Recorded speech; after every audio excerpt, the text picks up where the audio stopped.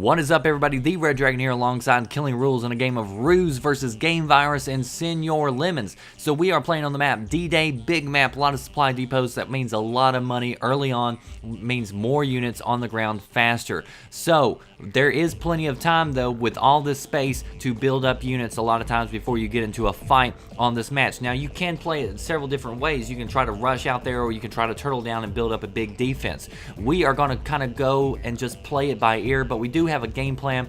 My partner Killing Rules, he is going to focus on the air units. I'm going to focus on the ground units. You'll see that I've got a secondary headquarters up there at the top left next to that big city up there. That's going to allow me to get some supply trucks up there to those supply depots very quickly. I'm going to be earning money that much faster. You'll also notice that in our original sector we've got Blitz on. We've also got camouflage net. Blitz allows our trucks to move faster, which means more income coming in quicker, which means we are able to build more units faster and build buildings as soon as we possibly can. You're also going to notice that I'm going to capture all the supply depots that are nearby, and then once I get some little leeway, I am going to start building administration buildings. This is going to allow me to not worry about my supply depots running out of money later on in the game, so I am starting to already prepare for the long end of the game. So I'm going to try to set up some administration buildings to keep on bringing in money, and you'll notice that later on in the game I will have no problem with money whatsoever. But the important part is capturing these bases early on to capture this money. Now my teammates already got some planes up in the air, and we see units are moving in from the far right. So we've got Italians over here. It doesn't look like anything is going on my side, so I'm going to go ahead and start building some recon units, get those out there so we can see what units are coming in. Also with the French, which is who I am playing with, the recon units can also fight back against infantry. It doesn't do a whole lot of damage, but it can do some damage, and being able to do some damage is better than none. I'm also going to get infantrymen out there, get some legionnaires out there in that forest area. Also going to put some up top left. You always want to be sure, even if there's nothing up there yet, you don't know when it will come, and you always want to be sure that you protect your base as well as you possibly can. But I know that my partner is seeing a lot of action over here on the right hand side, so I'm going to have to start building up units to try to get over there to stop them from coming in to push in on his airport. As long as we can keep his airport okay and keep his planes flying, he's going to do tremendous amounts of damage up there in the skies. But we have to stop this initial attack. Now, this initial attack is a good strategy that a lot of people use. It's good to use infantrymen early on because they can move fast, they're cheap to make, and they can do a lot of damage.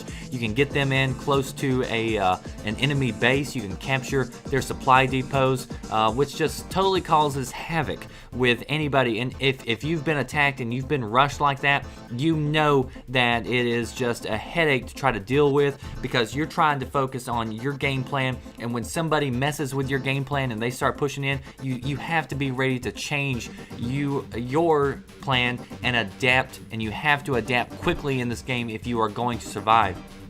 So already we saw that there was a lot of action going up here. He kept on pushing in the infantryman, so I'm going to have to start building some tanks to try to move in to try to stop these guys. I've also got this infantryman out in the forest. I moved him up closer to the road that way because everybody is using the road at this point.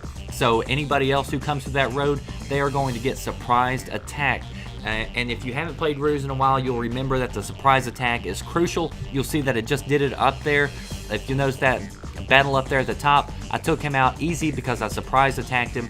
Anybody who's on the defense has the advantage in this game, so you want to be sure you are in a good, safe spot. The planes are taking care of the other infantryman, and that recon unit is doing its job by just keeping them busy while the planes take care of decimating them.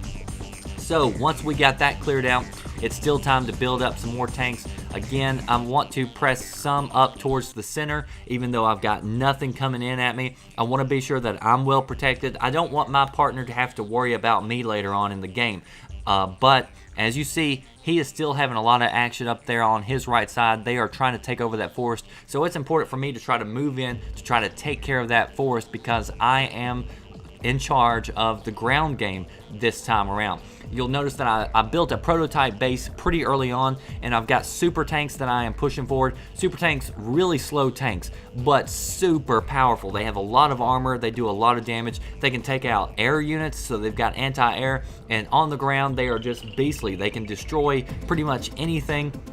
Now, if you don't have super tanks and you're playing with the French and you're wondering where in the world did I get super tanks, they are a part of the UB play. So that's something on the menu you can go to. You can go to the rewards, and you can use some Ubisoft points to unlock the super tanks for the French, which is who I'm playing with, and I love these things. If you can afford to get them out, they're expensive to build. The prototype base is expensive to build, but if you can ever get into a game like this where you're playing twos, you've got some time on your hands, look at that money just rolling in. I can afford to build plenty of prototype bases and plenty of those super tanks.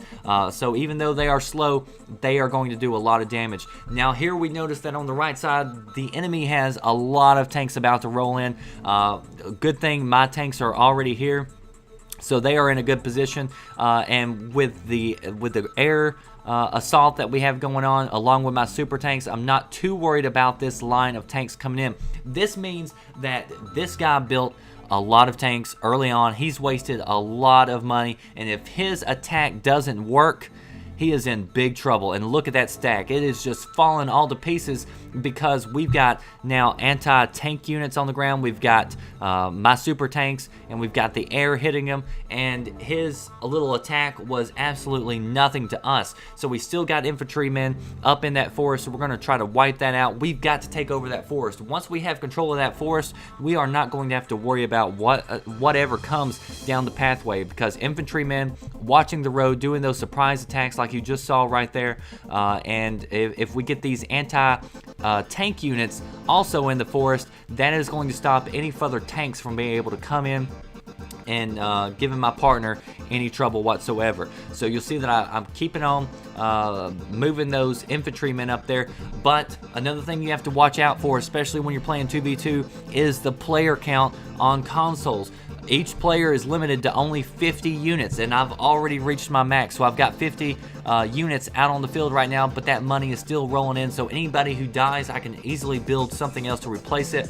But that's why it's important for you to communicate with your teammates to know exactly who's going to build what, and be sure that you have enough slots open to where if you need anti-air, you can build it, or if you need anti-tanks, you can build it. Notice that I'm moving my anti-tank units up to the very edge of that forest. That way I got full range on these other units that are coming in. You'll see that the Italian up here, he's already focused on starting to pick up more tanks. Now, I know from playing this previously that the Italians, they have a good setup for building tanks, getting them in fast, and they're also very quick movers. So that's why I decided to build up so many anti-tank units and get them right there in that forest.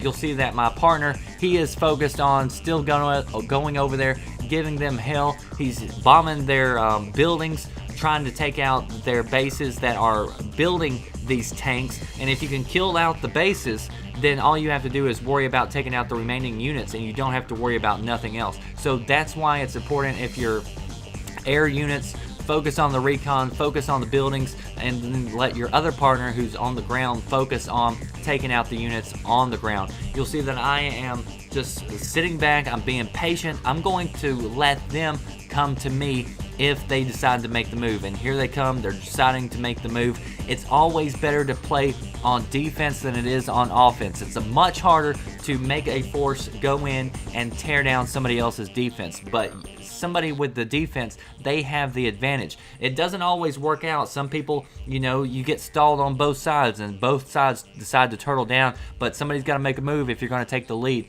But if you're ever in the lead, then the other team is forced to come after you. Now you'll notice that I did some surprise attacks right there. I was set up in an awesome position. Now their units are running away, so I am going to move my tanks forward and push forward. I am not going to give him time to go back and retreat and try to rebuild his units. I am going to push in and try to come in and just wipe out the rest of his units. Now you'll notice that I did set up shop down there at the south side of the map. I want to be sure that nothing is going to surprise us, nothing's going to sneak around, so nobody's going to come through the middle, because the middle is where the plains are, the middle is where that forest area is, and we have a good defense set up right there. So if I come alongside the bottom and I wipe everything out from the bottom up, then I'm going to be sure that I get all the units and nothing's going to be hidden, and I'm not going to have any surprises. You'll also notice that I've been building up some ruses as the time has went on.